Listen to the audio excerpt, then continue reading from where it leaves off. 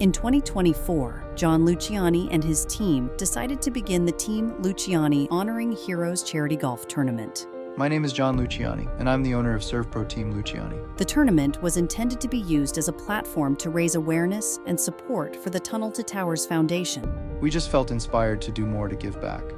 The Tunnel to Towers Foundation honors first responders and military heroes by providing mortgage-free homes to their families and building smart homes for catastrophically wounded veterans. Not only is it an amazing cause, but you know that the money raised is going directly to those who need it.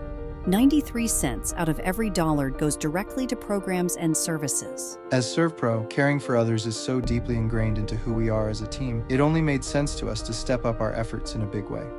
In its inaugural year, Team Luciani, along with tremendous support from the community, successfully raised over $80,000 for the Tunnel to Towers Foundation. We are so amazed by the incredible support we received in our inaugural year and look forward to building on that momentum in the years to come.